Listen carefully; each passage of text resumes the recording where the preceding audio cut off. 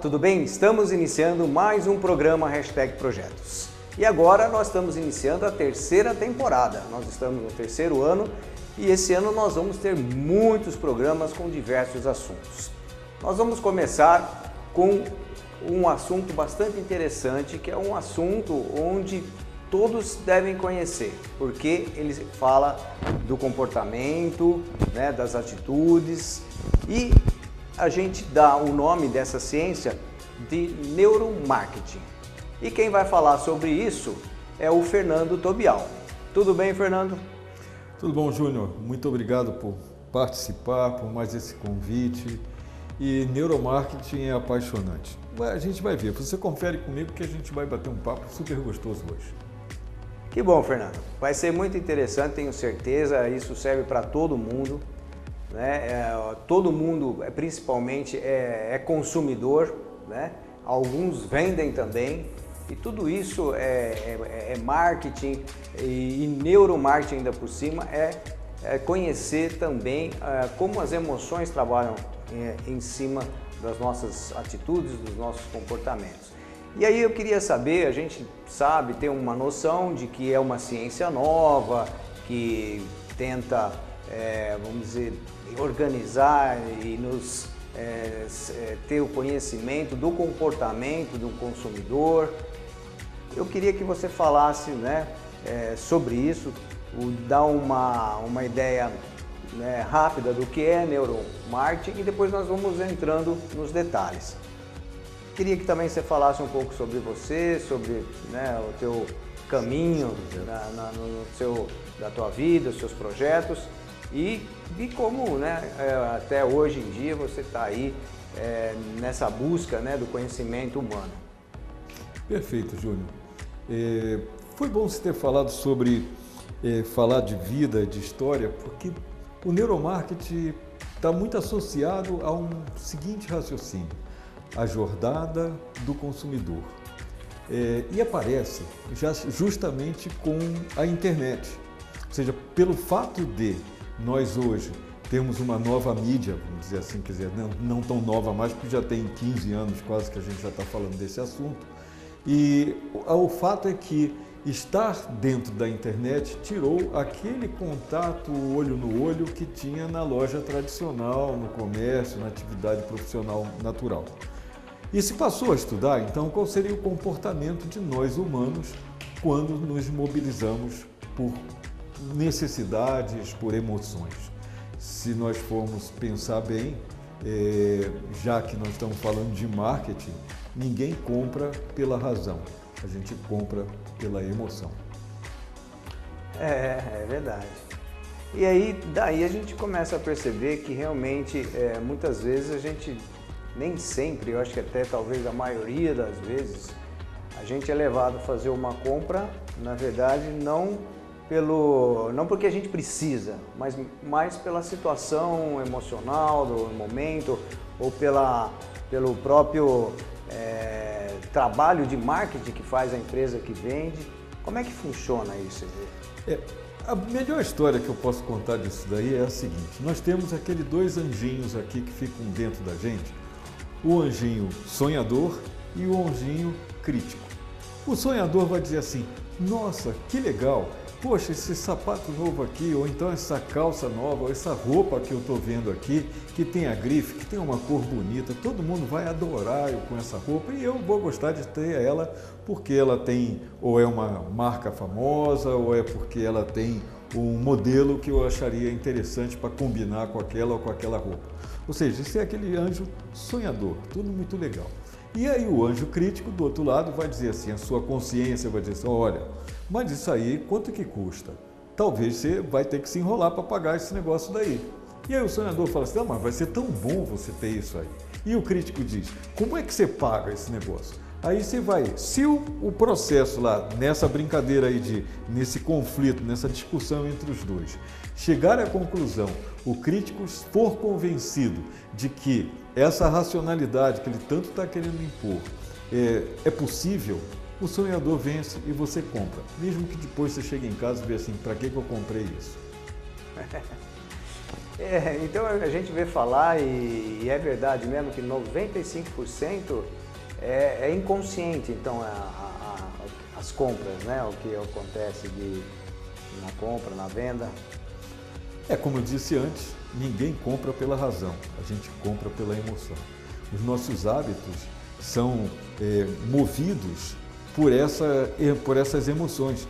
Tanto é que a gente vai ter aquilo que a gente chama de crenças, ou seja, a gente toma decisões, a gente faz as coisas na vida em função daquilo que a gente acredita ser verdade.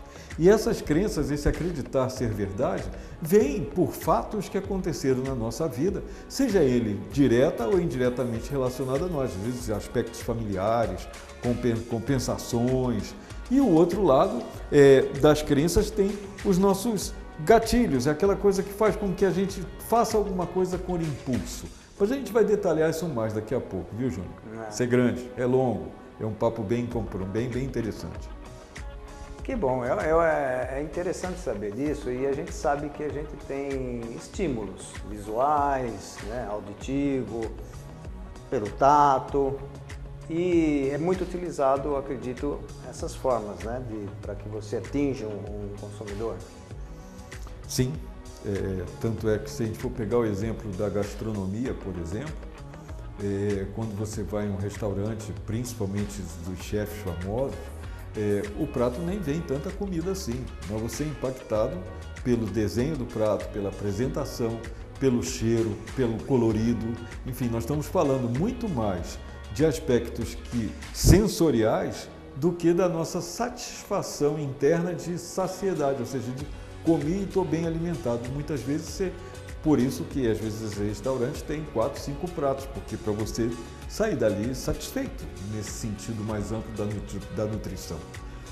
O mesmo também a gente vai ver como casos muito clássicos. A indústria do cigarro usava muito isso. Por exemplo, por que o Marlboro tinha aquele gosto, ou aquela coisa da liberdade, de você ser alguém bruto no meio árido, que não tem nada, mas que você é livre para passar por isso. Por que o Hollywood antes falava das emoções, viver uma emoção? Por que o Free tinha a coisa do sentido, do gosto da liberdade? Ou seja, nós estamos falando só de emoções. Ninguém está dizendo que aquele cigarro é melhor, que aquele tabaco é mais fino, que aquele tabaco é mais gostoso ou que aquilo é saudável. Estamos falando só que você é livre, você tem sucesso, você é emocionalmente realizado.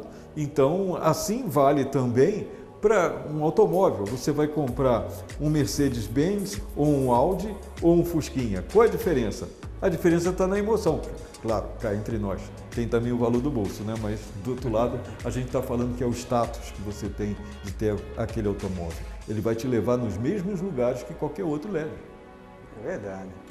Você citou algumas coisas aí que me faz perceber que tem muito a ver, né? As grandes empresas, grandes marcas que são conhecidas nacionalmente, mundialmente, elas com certeza trabalham bastante o neuromarketing. O fato é que antes, na mídia que a gente está aqui, da TV, por exemplo, essa TV explorava a imagem. Não tinha o cheiro, mas explorava a imagem e a música, né? Um áudio, uma trilha sonora, te impactava de alguma forma. Quando a gente vai para a internet, embora a imagem também exista, porém nós somos impactados pelo texto, pela uma pequena história. Por isso que eu falei no início da jornada do consumidor, ou seja, como é que eu, como consumidor, vou ser conduzido a comprar por um estímulo trazido pela internet, que é um composto de texto, imagem ou vídeo, né? Quando eu falo imagem, pode ser foto, ilustração ou vídeo. Entendi. E nesse caso, você acha que, por exemplo, o trabalho das empresas, né, no sentido de adotar o neuromarketing, ele tem que conhecer muito bem as emoções, acredito, né? As emoções, a gente sabe, por exemplo, tem a alegria, a raiva, tem o inesperado, o nojo. E o que você diz sobre essas, de a gente tentar classificar para tentar atingir algo? Tudo é uma estratégia, né? Todas essas coisas são estratégicas para que quando você pretende lançar um produto, apresentar um produto, informar o público de algo, a estratégia passa por dar muita informação, por isso são os conteúdos relevantes ou qualificados, para que aquela pessoa te veja com bons olhos, ou seja, o Júnior é uma pessoa qualificada porque ele tem uma quantidade de conhecimento muito legal, ele sempre está me trazendo novidade, portanto, quando eu ouço ele falar, quando eu vejo o programa dele, eu entendo que ele tem um conteúdo relevante. Ele não está falando bobagens ou coisas fúteis, não tem, pode até brincar em alguns momentos, mas o conteúdo é relevante. Por outro lado, também, você tem também as referências que você tem da sociedade, do grupo onde você está inserido em relação àquele serviço que você presta, que é o que fala da prova social. Esses aí são os gatilhos que a gente ainda vai detalhar, que temos quase 20 gatilhos diferentes, os principais, tem muito mais, mas os principais estão reunidos em 20 e eu vou dar uma pinceladinha, um toquezinho de cada um deles e o quanto eles são importantes. E, Fernando, tem muito de psicologia isso, né? Tem que conhecer psicologia, como é que é esse estudo, essa ciência do neuromarketing? Em parte se aproxima sim, a gente fica pensando em algo como um assunto psicológico. É psicológico quando a gente está falando de comportamento humano, mas nós não estamos falando de tratamento, nem de cura, nem de reconhecimento de absolutamente nada, e sim de como que uma pessoa é levada a consumir algo, a comprar algo, a usar determinado produto ou serviço.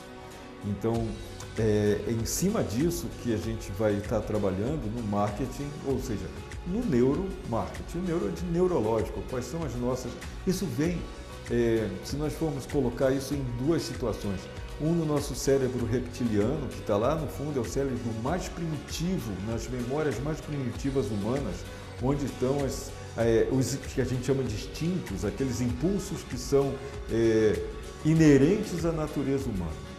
E essa inerência vem, por exemplo, o medo do fogo, a gente já sabe desde pequeno que o fogo queima, então a gente já tem uma informação. Ninguém precisou dizer muitas vezes esse risco, embora como crianças, a gente nasce bebê, muitos autores dizem assim, nós nascemos com uma mente como uma folha em branco. E a partir do momento que a gente nasce, a gente começa a colocar impressões nessa folha em branco. Começa a colocar conteúdo, registros. E esses registros é que vão definir ou impactar toda a minha tomada de decisões ao longo da vida. Então, quando nós falamos sobre decisões, essas decisões dificilmente, e aí eu estou me lembrando uma coisa que vai entrar num campo bem estranho, que quando a gente fala do tal do livre-arbítrio, que todo mundo usa isso, quando é que a gente de fato é livre para escolher?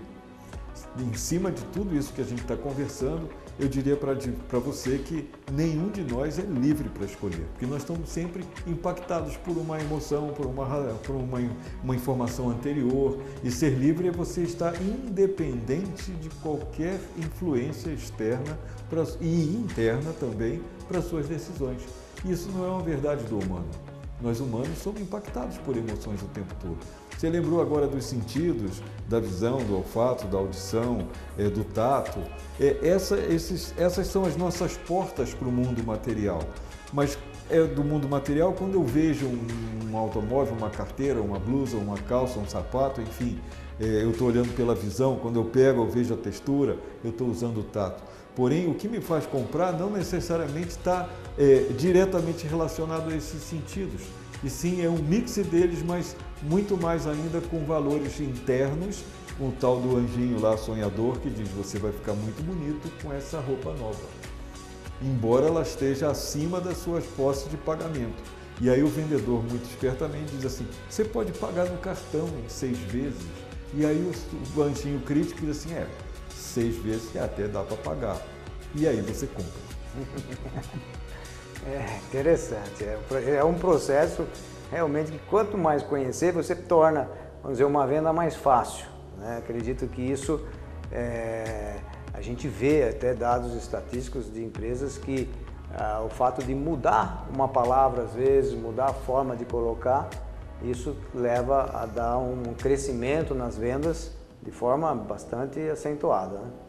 Eu diria para você que hoje, em toda a apresentação, seja até da TV mesmo, de produto, se explora profundamente. A TV pegou isso, né, do neuromarketing, pegou e passou a usar esses publicitários para fazer o quê? Como que eu vou fazer com que alguém consuma aquilo? Porque a primeira coisa que a gente começa a perguntar, esse anjinho crítico, essa consciência crítica, é falar assim, será que isso aí serve para mim? Quando você fala assim, tem um remédio, uma vitamina que é para você ficar mais forte ou se sentir mais saudável. A primeira pergunta que vem dentro é, será que essa vitamina é boa para mim? Você faz efeito? Então na publicidade já começa lá, qualquer pessoa pode usar isso aqui, então já está resolvendo essa objeção. Então eu não preciso perguntar mais se serve para mim, já está na hora dizendo para mim que serve para qualquer pessoa. E aí, mas eu vou ter um problema sério, eu vou ter que tomar isso várias vezes ao dia? Não, uma vez, uma dose só por dia basta. Eu falei, bom, já está resolvendo que eu não preciso ficar preocupado com o horário.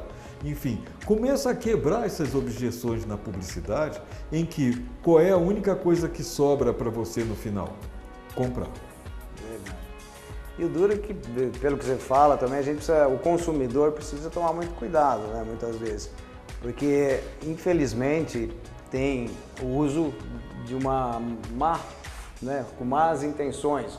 Ou, na verdade, até a gente percebe, por exemplo, anúncios de que você emagrece em uma semana tantos quilos, que você fica, né, com o corpo ideal em 3 meses, que você vai aprender inglês em semanas. Isso nos chama a atenção como consumidor e a gente acaba adquirindo, vamos dizer, grande parcela, muita gente acaba adquirindo esses produtos e serviços de uma forma, infelizmente, enganosa, né?